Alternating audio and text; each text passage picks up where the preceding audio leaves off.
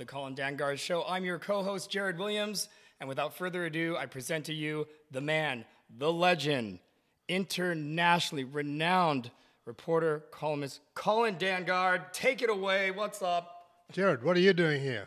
You're Jared Williams, aren't you? Well, I've seen you before. I've seen you at the Academy Awards. Well, that'd be me. Yeah, okay, that'd be me. I'm your co-host, actually. You remember me from the first episode, right? Yeah, that's right. Yeah. We have a better setup now. Yes, I see. We got microphones. Wow. Yeah, I like this. I like these cool arm things and the. Yeah. Awesome. Yeah. Well, it's I think we got a lot to talk about here, but what I really want to talk about is how we can all use everything we have to achieve absolutely extraordinary goals. Mm-hmm. You're only limited by your imagination. Yeah. We all of us have great intelligence, great passion about whatever you do, and which is the main thing you should be. I think you should concentrate on if you want to do something. Is what is your passion? What really is your passion?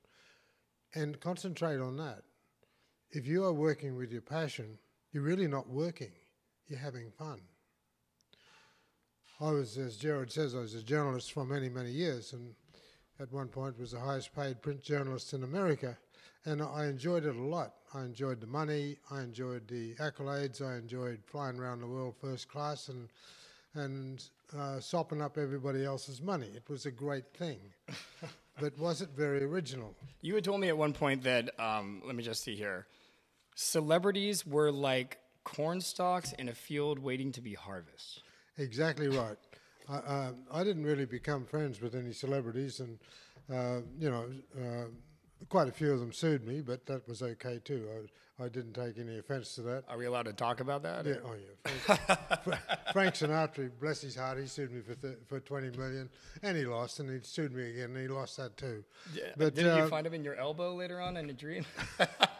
Funny you should mention that, but it did.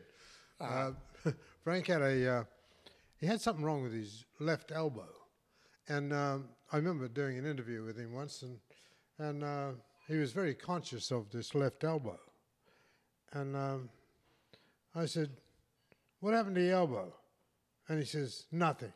And he got very defensive about having this elbow. And I said, "Oh, well, okay, just don't worry about it. Move on." Right. So he moved on about his various affairs and stuff like that, and really. Ooh, you got the dirty. You got the dirty on him. Yeah, I go straight for the jugular. That's it. It's who you're betting is much more important than who you know. Oh yeah.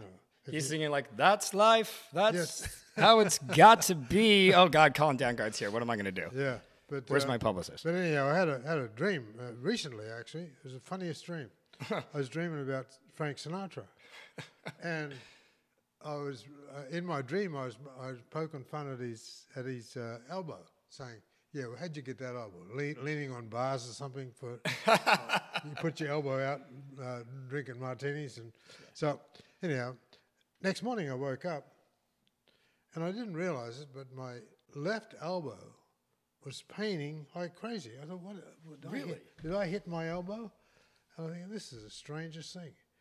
And it was only after a couple of hours trying to figure out what I'd done. I'd fallen out of bed or what I'd done. And I couldn't think I knew I hadn't fallen out of bed. And I thought, that's it.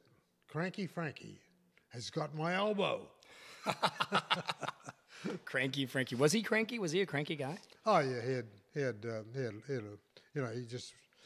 he was so cranky he was amusing. Okay. It was quite fun. Do you think he was hungover all the time? I feel like he was known for drinking in Palm Springs, drinking in Vegas. Oh yeah, cocktails. He'd drink champions under a table, and Jesus, so really? he was really good. But interviewing celebrities, and that's how I built my first fortune, was interviewing celebrities, and I didn't become friends with any of them, nor did I actually want to, because once you started becoming their friend, well, you couldn't then cut their throat and say who they were sleeping with and all that stuff, Right. So I remember Steve McQueen became quite a good friend, and Okay. I got to know quite a bit about what his past was. I met him when he was in Hong Kong years and years before, when he was making it with Richard Crenna, and he's making a movie called The Sand Pebbles. Okay. I met him there in Hong Kong. I took him through very good Hong Kong bars that where you just got laid by putting up your hand. Yeah, okay. That's all you had to do. Yeah, that sounds. It's like they have like a red light district in Hong Kong, or The whole city. The whole city was glowing in red. Oh, gosh. Was this in the 70s? Yeah, it was in the 70s. Oh, man. It was early 70s, but If I could be a fly on the wall. with all due respect, the Chinese they have a total different regard to sex than we do. In what way? In what way? Well, Chinese think, well, sex is just a wonderful thing, and you should enjoy it with who you can. Okay. And that's the male point of view. Mm-hmm. The female point of view is, we got the treasure and make them pay. Ah. So my analysis was that every woman in Hong Kong and in China was really on the make. Okay. Because that's what it was, and they didn't think it was bad. They just thought this is a gift they have, so why aren't they using it? Mm-hmm. Hard to argue with that. I think that's really hard to argue with. Yeah, I wouldn't argue with that at all. And I think in our society, in Western society, women do the same thing. I mean, you can't, if you want to romance some woman, you can't just tap them on the shoulder and say, "Excuse me, I got no money. I can't buy you a drink, and I can't take you to dinner. I don't have a car, but you have a car. That's good. Could you drive me to your place or my place?" Right. And that's the end of the conversation. That will not get you in Iraq. It just won't. No, if you charm that around and say you got a company credit card and things are happening, and well, things will happen. And So you were there in Hong Kong with him, and he was loving it. oh yeah. Now, did he take you there? Did you say, or you took him there? No. I was actually I was working in Sydney as a reporter. Okay. For the Sydney Sun, and I was actually got my papers to go to Canada. I was going to go to Canada, and I had a job at the in the paper in the Ottawa Citizen. Okay. Yeah, so I had a job there, but I got off the boat in Hong Kong. Mm. I sailed a boat. I was on a big cruiser there going through. Yeah. And I met a friend of mine, Alfie Lee, and he was working for the Hong Kong Star. And so we went down to Wan Chai and had a hell of a good time. The boat, I was supposed to be on the boat by next Sunday morning, and that was Friday. Mm-hmm. So I woke up in some very strange place in Mongkok, mm-hmm. and look at the clock, and I said, "Yeah, wow, that's 10 o'clock. I'm on a boat that's leaving for Vancouver. What? The boat has left." So oh shit! So I get hold of my friend. Shit. I said, "Alfie," I said, "You got some clothes?" I said, "I'll go and apply for that job at the Hong Kong Star." I said, "My clothes are gone to Vancouver," so that's the end of that. Well, that's the end of that. Somebody got a really nice suitcase full of clothes, I guess. Yeah. I lived in Vancouver for like 12 years, so it's interesting. Yeah, so you, the Vancouver Sun was actually who I was officially going to. Yeah. But I had Ottawa. Still have the Vancouver Sun to this day, I think. Yeah, actually. Right. It was great. But journalism for me was the passport to the world, because you could go anywhere, and you always were somebody. Mm-hmm. You were not just nobody walking around. Right. And people had to pay attention to you if you wanted them to pay attention to you. And some people you didn't want to pay attention to them paying attention to you. Mm-hmm. And you just sorted out who you wanted to attract and who you didn't want to attract. But at least when you're a reporter and you represent, this is pre-television, any substantial television, well, everybody was, they wanted to meet you, and they wanted to give their story. And when I was in Hong Kong, I was there for a couple of years, and that was when Mao Zedong was running all of China, and and Zhou Enlai, he ran Zhou Enlai out of there, and so I was writing editorials about Mao Zedong and what an animal he was, and all this stuff. Isn't that like, I would imagine that that's politically dangerous, or maybe dangerous just to even talk about. So were you risking your life? I didn't think so, but other people thought so. And then I met Might be the story of your life right there. I met a young guy from the Bank of China. Yeah. And he was taking criticism of my editorials every other day about China and what a hopeless operation it was in Mao Zedong, and what a hopeless person he was, and he was the biggest killer in the world since Mussolini. Right. And as far as I'm concerned, he killed more people than Mussolini and Stalin combined. Really? He was really more than Mao. You think? Yeah. Oh, Mao. Mao. That's what I'm talking about. Mao was. Oh, okay. Mao was, you got it straight. yeah. Oh, wow. Okay, yeah, for sure. Mao Zedong. Yeah. And so I'd write stuff like this, and one day the young guy at the Bank of China, he says to me, Colin, he says, you're writing a lot of stuff that's really a lot of bullshit. I said, well, I haven't seen any evidence to the contrary. Mm-hmm. And he says, and I said, why don't you allow me to go there and show me around? And he says, it could be dangerous. And I says, well, I'm a reporter. I don't care. I'm used to danger. That's part of the job. Right. I said, I'd like to see really what's happening there. Well, you're used to danger in general, like even before that, right?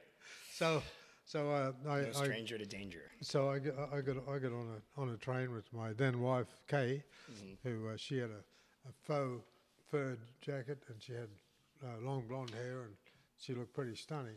And we get off in Canton, and we were followed by 2,000 people everywhere we went, because they hadn't seen any Gouaillos or any white people. Okay. Since the rise of Mao, and anything bourgeois was banned. Of course. All the chandeliers in the hotel, we were the only people staying at the Tongfang Hotel, and it was a 6-story building, and had about 400, 500 rooms, and 2 of them were rented. One to me, another one to some Indian guy on the next floor up. And it was all deserted, and all the chandeliers were covered in white. So they're like no bougie, nothing bougie, nothing too fancy. We got to keep it. Yeah. It's like those outfits that they wear. You notice some of these like communist dictators and stuff. They always wear, like Kim Jong Un and stuff. They wear the very flat, maybe military green, or very much, I guess. Yeah. But the low key, but you're killing everyone. The driver of his car was saying I got quite friendly with him, and he was chatting me up too. He wanted to know more about the free world and if he could possibly get there. So it turned out. And he says, I'll show you something. He says, this is why I want to leave. And he drove past the university in Canton, and there was all blood stains all along the pavement and bullet holes in the wall. Oh, it's and fucked up. He said they shot all the intellectuals here a couple of days ago. All of them. Just lined them all up and shot them. And being an intellectual in Mao Zedong's regime was just not on. So not a good time to be an intellectual. Yeah, right. So they just shot them all. So anyhow, I didn't. I said, "Wow, that's interesting." Yeah. But I didn't feel any danger in the place until I left it. Then I thought, wait a minute, that was pretty stupid. I said, anybody could have picked me up and thrown me in jail forever. Who would have got me out? Nobody. Right. Because who would they care about a correspondent in jail? They'd be happy about that. Yeah. And correspondents have been kidnapped forever. And Jesus. I was a correspondent in Africa after that for quite a while. Then I went from there to Africa, and it was the same deal there. But it was pretty good. They didn't mess with white people. And as soon as I covered the fall of Zambia and a few other places in southern Africa. And as soon as they started shooting white people, I thought, I'm out of here. Yep. They're not. See ya. Peace out. Yeah. So you're chasing celebrities all over the world. Yeah. What would you say is like your top 5 celebrities that I don't know, maybe stand out or most famous? I'm not sure. Well, I liked Sophie Loren she was a great lady. That's a big one. Did a great interview with her. I remember when I first came to Hollywood, I was at the airport and I met this guy, an Indian guy, and he had a beautiful leather jacket on. And I said, "That's a nice jacket." You make conversation, waiting for your bag, you know. Right, of course. And he says, "Yeah." He says, "It come from India." And I says, "Wow." And he says, "I'm from India too." So he introduced himself. He says, "My name's Nobu Chen." I said, "Oh, really? My name's Colin Dangaard." And he says to me, "What are you doing here?" And I says, "Well, I'm gonna go and start a tabloid for Rupert Murdoch, and we're going to call it the National Star." And he says, "Well, you need to get hooked up with a lot of celebrities." And I says, "Yeah, I sure do." Right. And he says, "Do you know any?" And I says, "Never met any." And he says, "Well, come with me." He says, I've got a party on. I'm attending a party tonight." And he says, "I do like sort of mind reading and seances and stuff, and wow. And you can come with me and hang around." So he was like the mind reader, kind of like tarot card reader at the party? Yeah. He was, wow, that's wild. Yeah, he was pretty wild. Oh, I love it. So he says, "Come along with me." He says, so we go to this party in Beverly Hills, and there's Charlton Heston and a whole bunch of stars I sort of halfway recognise and know their names. And there's one lady comes up to me and she starts talking to me, and she said a couple of things that were very funny. And I roared laughing. I says, "That's the funniest thing I've heard." I says, "You should be a comedian." And she looked at me and she says, "I am a comedian." Phyllis Diller. I says, "Really?" She says, "Yeah, my name's Phyllis Diller." I didn't know who Phyllis Diller was. She's like, "You don't know me? I'm kind of a big deal, like one of the most famous comedians out there right now." Yeah, I had no idea who she was. But so it was, but I just breezed through it all and had a tape recorder, and I just partied a lot, and thankfully the good thing was my tape recorder never partied, so I got through. By the end of the evening, I had everything that everybody said on tape. Did you like spend like what happened like when you went home, you know, after a party and you had all this stuff recorded? You kind of like just lay in bed and you're like, "Okay, that one." No, that one's good. No, I'd transcribe it on a typewriter, every single word of it. Every single word. Would you do that just as soon as you got home, basically? Yeah, right away. Okay. And then, but then it got a bit better than that. I went out in a fishing boat out of San Pedro, and we were on a marlin fishing or something. So I made friends with the captain, and as you do, yeah, at a fishing boat. And he got on. He says, "Excuse me." So he gets on the phone. He lifts up the phone, and then he dials 0, and he gets, "Operator," he says, "Yeah, get me," and he gave a number. Mm-hmm. Then he got to patch through, put down the phone, and I says, "Wow, that's pretty cool." This is when I never saw a phone on a boat like that before. I says, "What is that?" And he says, "Oh, this is a ship-to-shore telephone. All ships have them, ship-to-shore." And I says, "Well, so what do you call up an operator on shore?" He says, "Yeah." And they you give them a number you want and they patch you through. Pretty simple. Uh-huh. I'm going, wow. I could put one of those in my car, I'm thinking to myself. So I go along to a marine supply place. Here comes Colin the innovator right here. This is like a running subject line. He's always inventing something. So I go along to this marine supply place, a big shop. I says, "I'm looking for a ship-to-shore radio." And he says, "Yep, okay, we got them. What range do you want?" I says, "As big as possible." He says, "Wow, okay." He says, "It's a pretty big transmitter." I says, he says, "It's as big as this table, about 3 feet by 3 feet." Mm-hmm. I said, "Well, that's okay, as long as it's got a good range." He says, "Okay." He says, "What's your boat?" So I gave him the name of a boat. And he says, "How big is that boat?" I says, "Oh, about 200 feet. So I buy a ship-to-shore radio for about $20,000. And wait, $20,000? Back then, yeah. Back then? Yeah, but it was a big, powerful outfit. And I had two guys carry it out and put it in the back of my... A ship-to-shore radio. Put it in the back of my station wagon. Had a old station wagon. Yeah. And I went from there to a mechanic, and said, "This is a radio transmitter I want to put in my back." And he says, "We're going to have to rip a whole back seat out." And all. I says, "Tear anything you want out." So they tore the guts out of this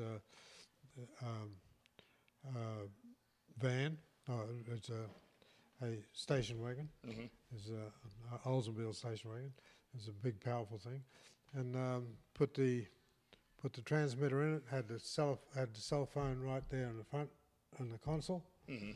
and I thought it was great. I just I went from there to a Hollywood party, and I was interviewing. I think it might have been Robin Williams or somebody. It could have been Robin. Robin Williams? Yeah, no big deal. Interviewing Robin Williams, and so I go straight out to the thing, to my car, to my truck. Yeah. And dial London, put in a call to London. Wow. Reverse call, and I just dictated the story. And I'd learned to dictate at high speed from being a crime reporter in Sydney. Of when course, I worked yeah. for the Sydney Sun, because you'd be the idea was you had each car had a driver, and the reporter sat in the other front seat, and the photographer sat in the back seat with his gear. Mm-hmm. And then you'd go to a bank robbery, and you say, "Yep, 3 guys with machine guns raided the City National Bank on so-and-so road and Glebe," and dictate the whole story. The cop said this and cop said that, and police said this and police said that, and just dictate it, not write it, dictate it. Right. And I got so good at dictating the stories that I wouldn't bother going up and typing them. I'd just sit in front of the main office of the Sydney Sun, right, and just dictate it to somebody upstairs who'd copy down. And then now, with that experience, you are using this ship-to-shore technology to dictate right away in real time, so that it could be in the paper immediately. Oh, right away. So beat them to the chase then. Yeah, I'm interviewing major stars, not really interview, just sidling up to them and saying hello. How you doing? How you doing? Whatever. Yeah. How you doing, Chuck? As in Chuck Heston. Doing all right? You make any more of those Sandal movies? Or why do you do this stuff? And he'd start chatting away. And I'd have no notebook, nothing. I wouldn't appear to be taking notes or anything. But I was always wired for sound. Yeah. Always had a tape recorder going in my pocket. Okay. Yeah, and that was your secret. That was my secret. Yeah. And I'd get out in the car. Method to madness. Transcribe the tape. Yeah. And I'd dictate that to London, what Chuck Heston said that night, or Gina Lollobrigida said that night. Boom, straight on. And, get any sort of titillating stuff and turn it into a big story. And and then other reporters would say, "Gee, I got my stuff off to London, but yours had, what you got at that party had been published 2 days before." The same night, same day. How'd you do that? Impossible, right? Yeah, impossible. but I had that magic phone, and I was the only one the only civilian with a phone like that. Right, and you weren't going to tell anybody how you were doing it. No. I just. But it was good. It was good. It was a good romance trick too, because I'd find some pretty girl I got interested in, and I'd take her out to my car and say, "Let me drive you home, love," and she'd go, "Wow. There's a telephone here." I said, "Yeah." I said, "Didn't you say you come from Ireland?" She says, "Yeah." I said, "Call your mum in Ireland. Call your mother in Ireland." And she's like, "Oh my God, what? I can do that from a car?" But he's the funniest thing. Her mom's like, "Oh, how you doing? I can't believe you're calling me." She's like, "This is crazy." He's the funniest thing about that phone. Yeah. This is really hilarious. I hope statute of limitations has run out on it, but I'm sure it has. But anyhow, wait, statute of limitations on what? But age of consent. I had this magic phone, right? Yeah. And after about the first 2 months of this phone, I thought, wow, this is magic. I love this phone. And so I'm dictating stories to London and Die Spiegel in Germany and wherever else I could publish it, and so I'm running around the world on the phone, and it was just so fantastic. Did it work? Did it like? Oh yeah, yeah. Really? The reception was fantastic. I just imagine being like. No, it was a ship-to-shore radio. Yeah, big transmitter. The transmitter was this big, like a big suitcase in the back of the truck. I love it. Anyhow, so I'm having a good time with this telephone for about 2 months. Then I got the bill. I thought, oh my God, wow. The bill then was about $4,000. Oh hell yeah! Even it cost back then. $20,000. Yeah, and even though I'm thinking, God, this is I better be careful on this phone. Right. I just only make careful calls or something, so I decided to do a readjust there. Yeah. But I waited next month for the bill and it didn't come. And I waited 2 months and it didn't come. Yeah. 6 months and it didn't come. And I thought, wow, they've lost my bill. Somebody's lost my bill. So I kept that phone for 5 years, lived on that phone. As technology is growing and things are getting smaller, you still have this suitcase. Yeah, I got a big suitcase. I love it. And then, of course, I'd wear out my bomb car and go and get another car and take my old car to a garage again and say, this is my new station wagon. I want to take that transmitter out of here. And the last guy I went to, he says, he says, these phones have got a lot smaller now. You got a massive transmitter in there. He said, you don't need all that. I said, yeah, but I like it, okay.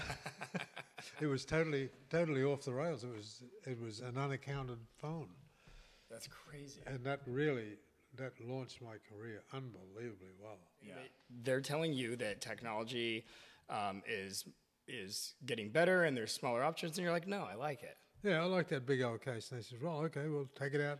We'll have to cut the floor of that station wagon out. He said, it's all, the bolts all right. Just cut it out. I don't care. Right. I don't care if we cut a hole and then we cut the back of your station wagon. Nah, put a couple of planks across it. That's fine. It's a new station wagon. That's not that station wagon you used to have, by the way. That's the same one? I went through several of those. Oh, okay. Yeah, Makes for a good workshop. But I like that station wagon because then I'd transcribe the interview, get in the back of the station wagon and sit on the transmitter and type away and run the tapes in my head, run the tapes on my tape recorder, and then I could dictate it right there. And by the time I got up to Malibu, I even had a house back then, and which turned out to be one of my better investments, buying an old tumble-down place on the beach. Yeah. You know what? I'm curious about something. You said that you were never really friends with any of these celebrities, no. Right? Did you ever date one or have maybe a wonderful time, or was it kind of just like it's not good for business? No, never. I never got into that because I thought that's only gonna mess the waters up a little bit, Right. Oh yeah. And I just didn't want to go there. Yeah. And anyhow, there's so many beautiful. You're no stranger to beautiful women, I take it. There were so many beautiful women that come into town, and they wanted to meet somebody, and I'd meet one. They're from Georgia or the South, someplace, and they're pretty as a picture, and say, yeah, come with me. I'll take you to a big time celebrity party, and there's James Bond over there. You want to meet him? Come on. And Sean Connery said, hey, Colin, how you doing? I said, yeah, come on. Hey, Sean, I want you to meet my new man. Her name's Beverly. And you go, oh, I love all your movies. And he'd be rolling his eyes. That's a hot ticket that you can offer that, Girls must have been just going crazy like that. Yeah, it was fun. Then I got divorced because my lifestyle was in direct confrontation with a reasonable sort of marriage. Mm-hmm. So then I just had to get divorced. So Kay moved out, and we settled up our estate and stuff, but I kept the house, and then that was your first marriage? Yeah, first marriage, yeah. And I had a good time with her, but we just ultimately not that suitable, because I was she wanted more of a traditional marriage, and I was very untraditional. and I'm running around the world with these beautiful nymphets and having just like a wonderful time. Wait, beautiful. What did you say? Nymphets? Wait, what's it? A nymphet. What's it? What? Where has it? What is a nymphet? Where has What he is been? Is that the long? I always heard nymph. Is that the same thing? Nymphets, they're young nymphs. Young nymphettes. Nymphets. Oh my God, this is amazing. You heard it first on the Colin Dangaard show, everybody. If you want to know what a nymphette is, he just explained it. It's a younger version of a nymph. Okay. It's a nymphette. And a nymph is someone that is Generous, I'd say. Somebody who's generous. Generous with and likes with a their good time. body. Okay. Anyhow, so after I got divorced, I went through a really, really great period. I'm making all the money in the world. I'm Rupert Murdoch's main editor in America. I'm the West Coast editor of his new publication, The National Star. And for people that don't know Rupert Murdoch, what would you want to make sure they know about this? He was the guy who went on to buy 20th Century Fox. Right. And at the time I met him, he was one of the biggest publishers in the world. But by the time I left, he was the biggest print baron in the world. And then he bought 20th Century Fox and became just built a whole other empire on television. Just a little studio, just 20th Century Fox. Right. Just a little studio. So it was.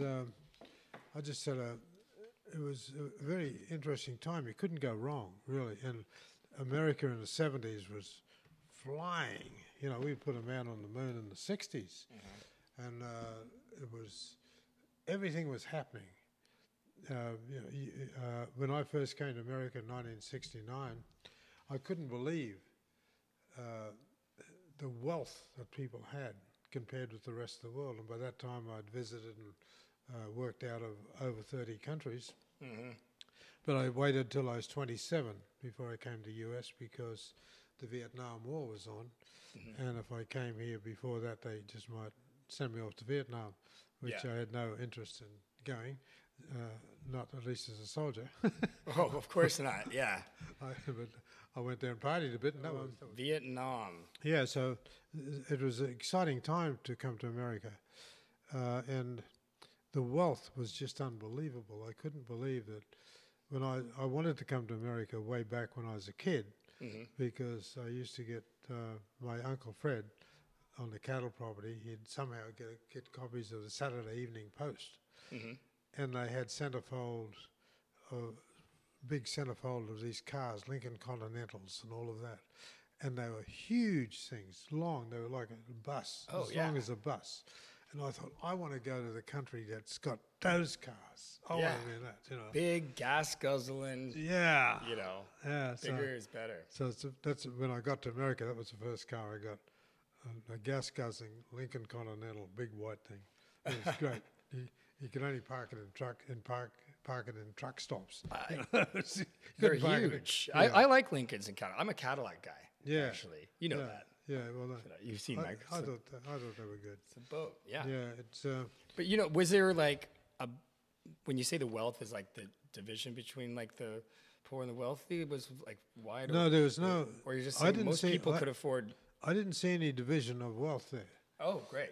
I didn't observe that until later on, and I got hired by the Miami Herald, and by a guy called Larry Jinks, and by the editor Larry Jinks. And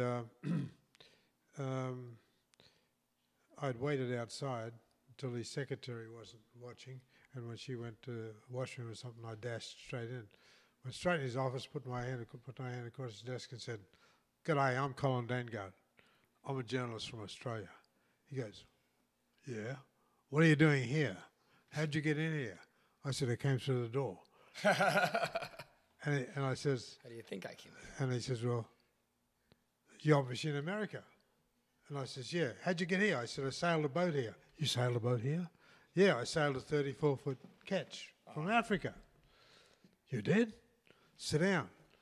So we had a delightful time about me sailing in this 34-foot boat with my then wife Kay and my crazy Scots friend Dennis Budge, who we'd both been deported from Fiji together, and Tahiti. We got run out of there. But he was married to Fitzgerald, who was a girl called Fitzgerald, who was the daughter of Australia's poet laureate Fitzgerald. Anyhow, that's got nothing to do with it. Other than that, we all sailed this little boat, and that was a whole nother adventure. It kept trying to sink.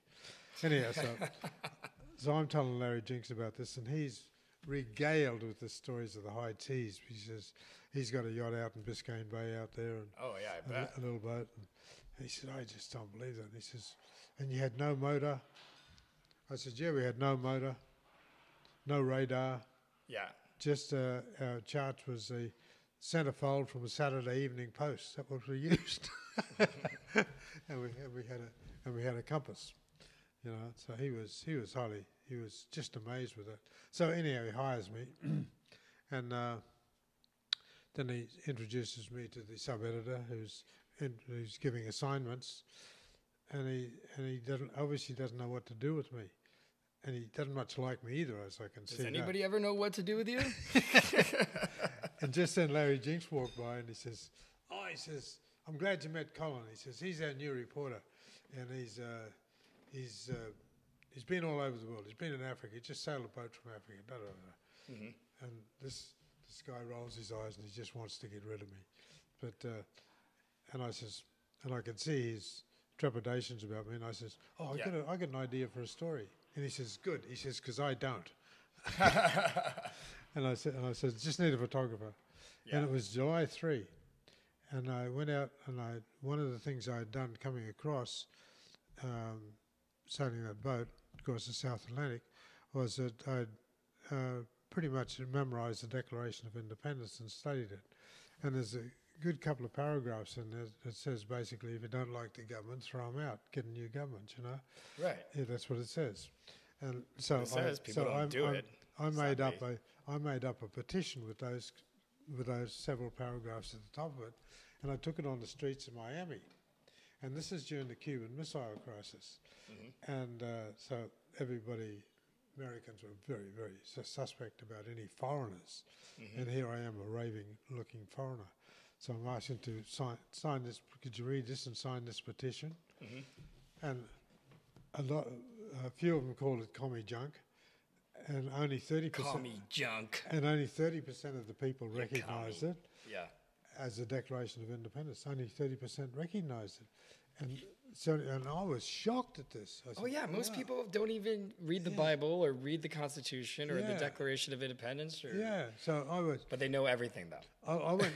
I went back to the paper and started writing this, and I go up to the sub-editor and says, I've written my story. He says, well, you hear that noise? Very facetiously, he says, yeah, I do. That's the press running.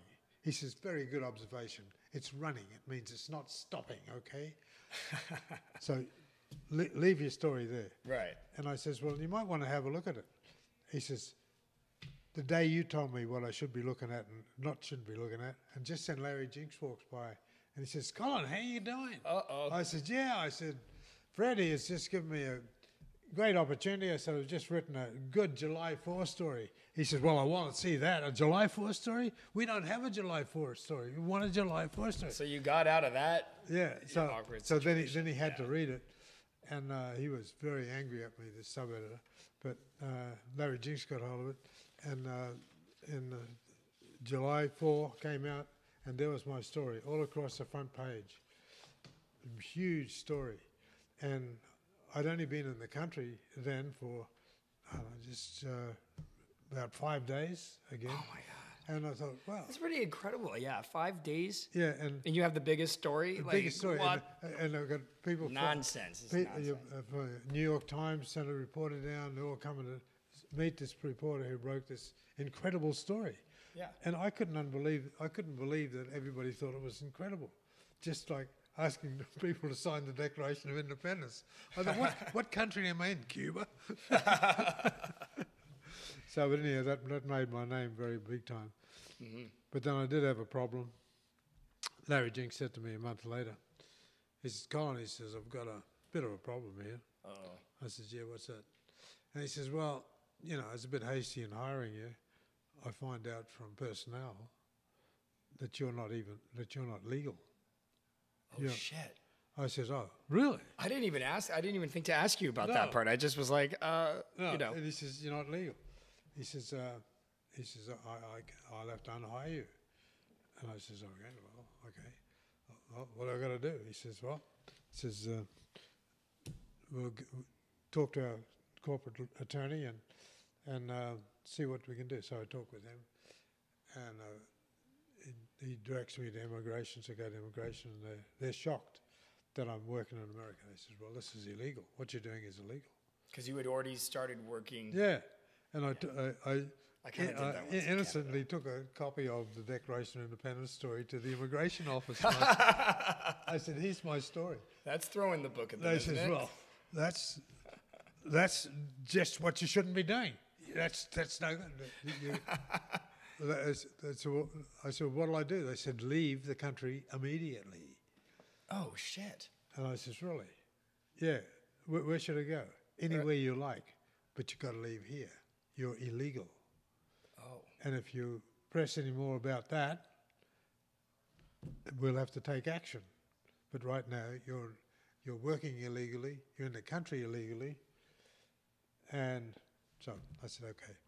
So I feel like it didn't faze you at all. no, I just knowing you, just like, oh.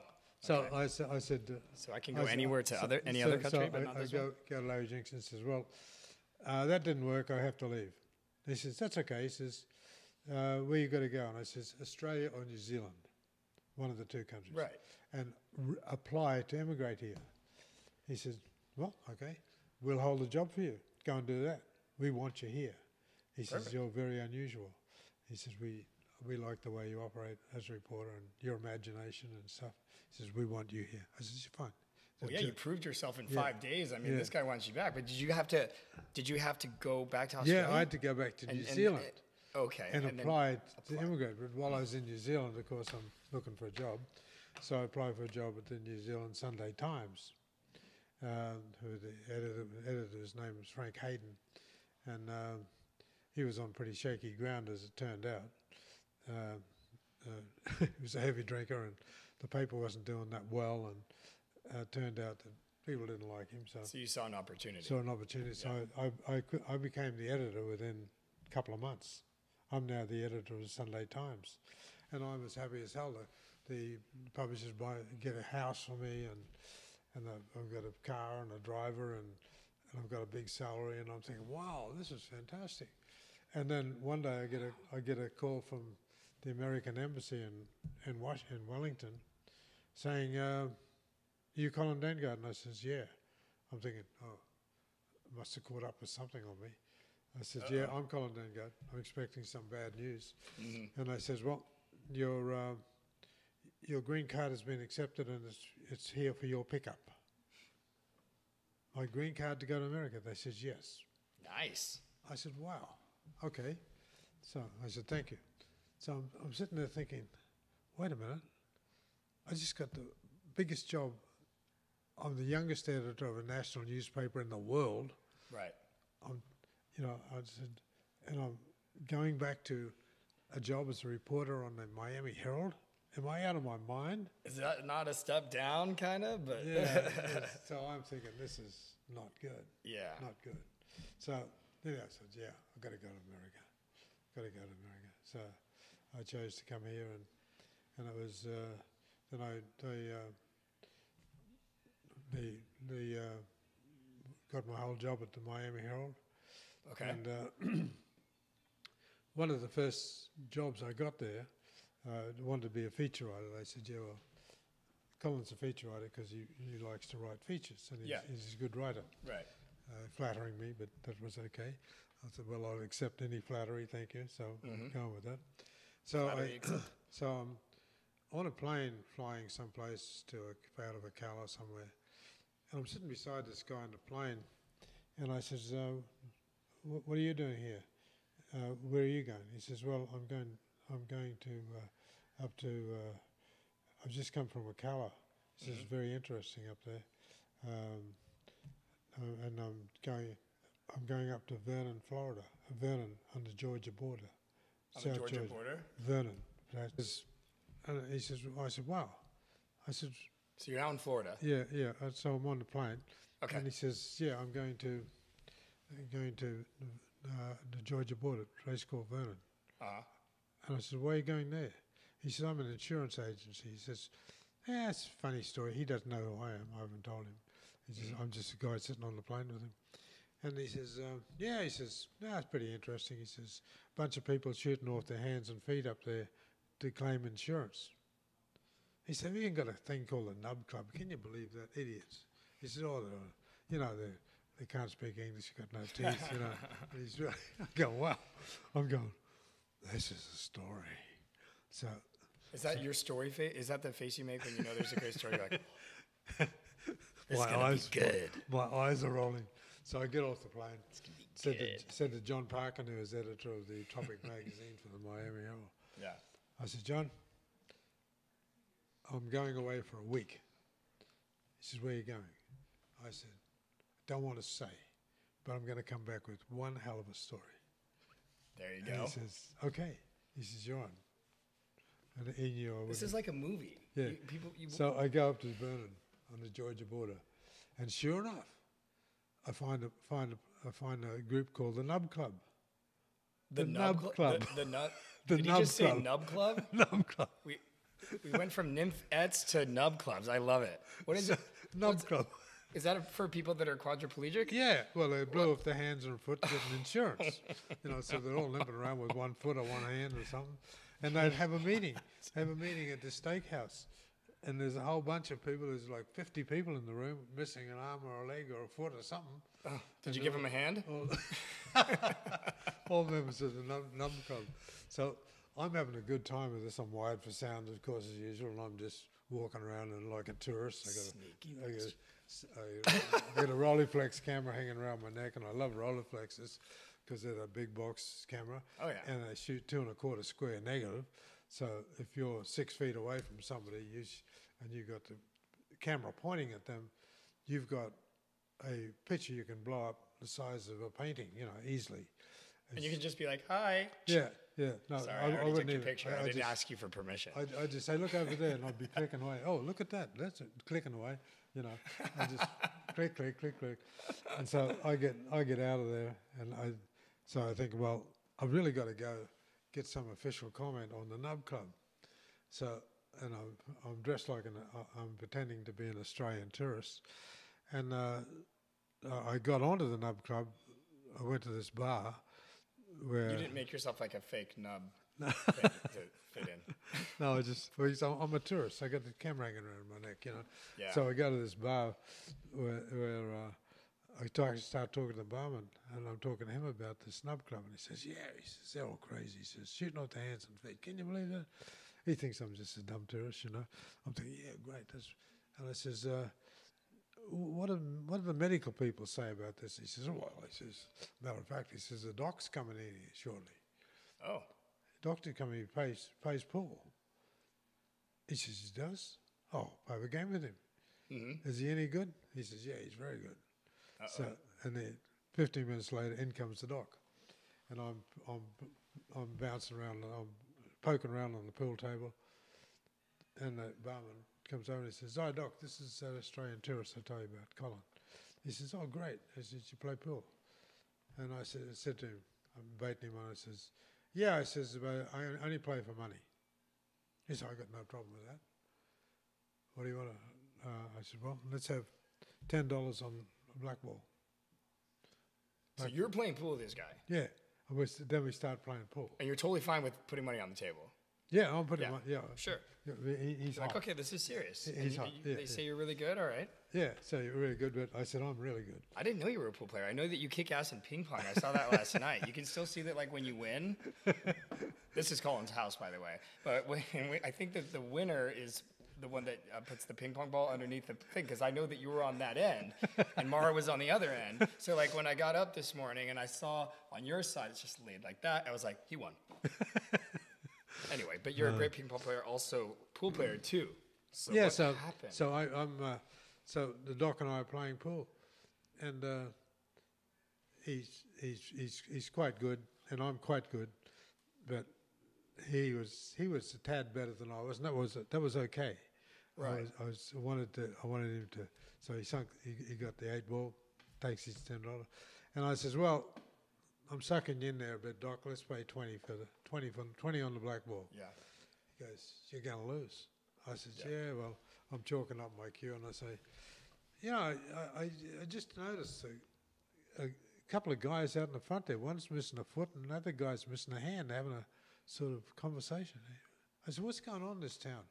I says, people seem to be losing their hand. Lots of limbs are missing in this town. Right. He says, oh, yeah. He says, let me tell you about this. He says, I'm the town surgeon. He says, can you believe this? He says, I've about trucked out of here a truck full of hands and feet, to quote him. Is this the doctor talking to me? Why are people missing hands and feet? Yeah. Why though? They're blowing them off to get insurance. What? Money insurance. That's what I got. That's what I learned from the guy on the plane. He was an insurance adjuster, and he was going to Vernon to investigate this huge rash of claims on hands and feet. That is uncanny. That is just nuts. So nuts and nubs. Yeah. So I got everything from the surgeon, from the doc, and I'm wired for sound as usual, and he doesn't know he's all on tape. That's a hot break. That's a big break. Yeah, it was huge, and then I thought, well, I've got everything I can out of the doc. I'll just leave that as it is, but I got to get something official from the police.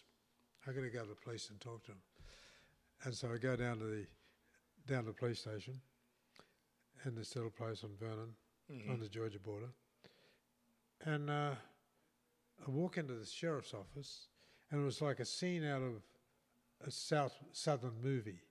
There was the sheriff, a big fat guy with guns hanging off his like a southwestern, like a western. Yeah, he's got 6 shooters hanging off his armchair and stuff like this, and he's got a beard and he's looking nasty. And I said, excuse me, Sheriff. I said, I'm a reporter from the Miami Herald. I know. I said, I've come to ask you didn't sound friendly. I've come to ask you about the Nub Club. I was expecting you. I says, what do you got to say? I said, what do you have to say about the Nub Club? All I have to say is that door is open and your ass is getting through it, and you're getting in that rental car of yours and you're going down the highway, and do not stop or I will throw you in there. I said, well, Sheriff, I think you... Sheriff, listen here, okay? He said, I don't care who you are. You're out of this town. You're asking too many questions. You're an embarrassment. And so I drive off, and so that was the official response. But when I got back to the Herald, I wrote up a story about the Nub Club, and it won a national award. It won the Herald, the Florida award for the most gutsy story of the year. Yeah. And the Nub Club. It was, but I said it didn't require any guts at all. I'm just walking around a bunch of people. Yeah. But I sure took that sheriff's advice. I didn't stop. Good. Had my rental car and just kept going. That's the whole theme, is like just realizing what opportunities are in front of you and what you have available to you. Like when you saw that opportunity to take the boss's job, so to speak, right? The editor's job. Yeah, right. You saw it. You took it. You take it. I'm a great believer. My personal philosophy is forward motion at all costs. Yeah. And believe me, there will be a cost to forward motion. You'll stumble. Okay, and you'll crash. However, you get up and you analyze, well, why did I crash there? Why did I stumble there? Okay, I've learned something from that crash. Move on. Forward motion again. Nothing beats forward motion. And you don't have to be too smart or too anything. I'm as dumb as a brick, really, but I'm pretty tenacious. If I want to find some information, if I want to nail it down, I will get it. Right. Because it's available. You just have to turn over a lot of rocks, maybe. Right. But it's all out there. And we're capable of anything. Like I said before, I said I'm basically unschooled. I didn't go to school to speak of. I didn't pass any exams I know of. Didn't pass. Got kicked out of primary school. Didn't pass anything after that. That's for sure. Lived in the bush, age 13, 14. But I didn't consider that a rough life at all. I'm eating goannas and snakes and fish out of a pond and fish out of a stream and cooking them and covering myself all in mud and living what I thought was a very good life. I was very warm and it was great. I mean, and what's more, the other animals, they got to accept me because I didn't look like a person. And I loved it out there. And you cover yourself all in mud. First of all, you blend in like you can't believe. Number two, you're warm if it's cold. Yeah. You're cool if it's hot. I might do that later tonight, actually. I might just go out and surprise you or something. Yeah, well, that'll be very good. If I see you walking around the ranch, I'll say, oh, here, listen, he's got the idea. Yeah, but so it was, but you can, my point being that you can do a lot with very little. And I couldn't speak at the time, like we said before, and but I learned to speak by talking to my horse. I had a horse, and her name was Queenie, and I'd say, Queenie, how are you? I'd practice talking like that, and so I'd enunciate the words, and Queenie would look at me like that, and so I really got to like it. Weren't you kind of known as the horse whisperer? Yeah, I wasn't known as that because I was on the run most of the time. But you could tame wild horses and all. Yeah, I have a facility to talk with horses, but believe me, an orangutan could talk with them too if they spent as much time with them as I did. I got a creeping suspicion they'd talk to them better than I did. It's like anything else. You know, anybody who's got a dog. Do you have a dog? Yeah. Yeah. You know what your dog is thinking? I have a little dog. I think that my little dog Nala, I think that she's very smart. Yeah. Like, unbiased opinion, because like she makes little gestures and movements, and like I'll ask her questions, and she'll like look at me and kind of like, I don't know, wink. Yeah. I think she understands, but also she's like very smart. Yeah. Well, you can do the same with horses. Animals, they don't speak our language, but they speak our body movement, how you are sounding. Okay. Nala reads. So you're saying they understand us better than they can hear us and understand us. They just can't really reciprocate in the same way. But because they know certain words for sure. Yeah, and the other thing, it works on electrical energy basically. We have an electric field that goes out about 9 feet from our bodies. Mm-hmm. A dog has an electrical field that goes out about 1 foot from its body. So if it's by you, he's in your electrical field. So your brain runs on electricity, his brain runs on electricity. So he can easily plug into what's on your brain. They just plug into it, and people do that subconsciously with their dogs. They don't realize they're doing it. But then all of a sudden they think, wait a minute, they'll do just what you said. It's like Nala knows what I'm thinking. But she does know what you're thinking. Yeah. It's just a shock to you. She makes me feel guilty all the time. Yeah. She goes to bed earlier than I do. She wakes up early, and I should just follow her schedule. Yeah, right. But now she kind of looks at me like, yeah. But, get off the phone, Dad. Go to the gym. But but the same with the horse. The horse is a huge animal, so we're a bit reluctant about the horse because it's 5 times bigger than we are, 6 times. Can crush us with one kick. Can kill us easily. So to get close up to that horse requires some confidence and skill, but. Because of how I brought myself up in the bush, I just live with these horses. I live with horses, and eventually use Queenie to run them to ground and steal big rolls of toilet paper from little old railway sidings and string them to trees and make massive V's and run the horses off those V's of toilet paper and put them into an old stockyard and section them off and then sell these horses, leave them without food or water for 3 days, and when they're weak, and then I'd take them to sell them to impoverished tobacco farmers who'd pay me a lot of money for these horses. Right. I eventually ended up making a lot of money in the bush. Yeah, we were talking about that on the first episode.